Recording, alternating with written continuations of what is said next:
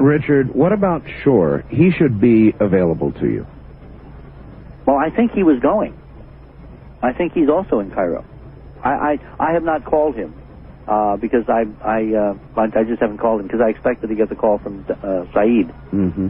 But tomorrow, in my copious spare time, I am actually going to let sleeping dogs, serious pun intended, lie here, because I'm going to lay out what's going to happen, and we'll just see whether it takes place according to what we figured out. And what exactly do you think will occur? Oh, this gets better and better. Let's go back to 69. Neil and Buzz land on the moon. Right. All right? Now, remember, they landed long. Did you ever wonder why they landed long? You know what the story is?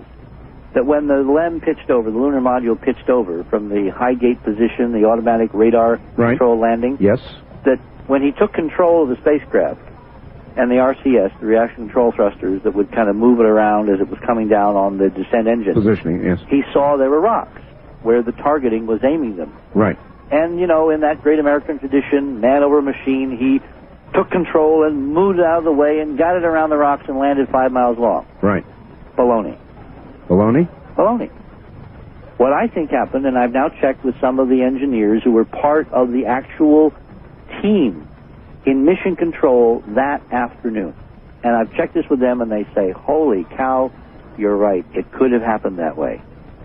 I think that they got updates from the computers and the tracking stations on Earth to guide them to the exact coordinates where the ISIS 19.5 degrees alignment would occur. And that meant they had to land about 5 miles long. That meant information had to be radioed from Earth up to the spacecraft, but most of NASA was not supposed to know. All right? Because they're not in on it. Right. This is a secret thing. So how do you get information to the spacecraft when they're not supposed to be getting it? You hide it under a program alarm. Remember Stephen Bales and the 1201 program alarm? No, I don't. Well, there was a computer glitch during the landing, and they were apparently very worried that their computer kept ringing its alarm bell.